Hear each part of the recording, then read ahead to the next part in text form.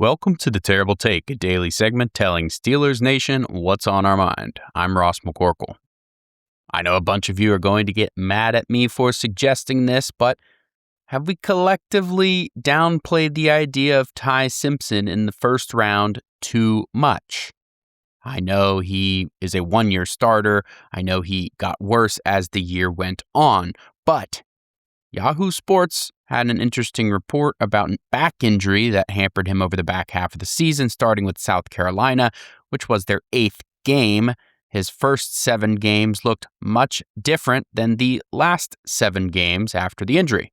Over the first 7, he completed 70.2% of his attempts for 1,931 yards, 18 touchdowns, and 1 interception, with 2 more rushing touchdowns on the ground.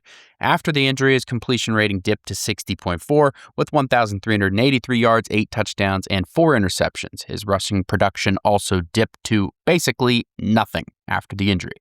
He didn't make a big deal of the injury when asked about it late in the year, but these things can absolutely affect a player's performance. And over the first half of the season, he was pretty unanimously viewed as a first-round talent. So is that still in there?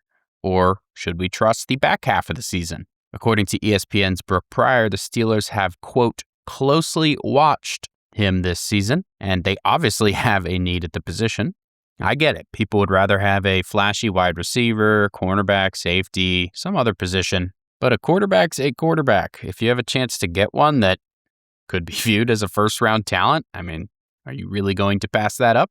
The Steelers were known to be at 4 of his games this past season: Florida State, Mizzou, South Carolina, and Auburn. Of course, South Carolina was the game he was injured. Auburn was after the injury. The other 2 games were pre-injury, though, and he played very well. As a matter of fact, even the game after the injury was one of his better games. Consider this. The Steelers scouts for those 4 games watched him throw a combined 10 touchdowns and 0 interceptions. Do you think that left an impression? Because I think it probably did. I don't think we are collectively putting enough weight in this possibility in the first round. And if he somehow makes it to the second round, I would imagine the Steelers potentially trade up with some of those 12 picks they have.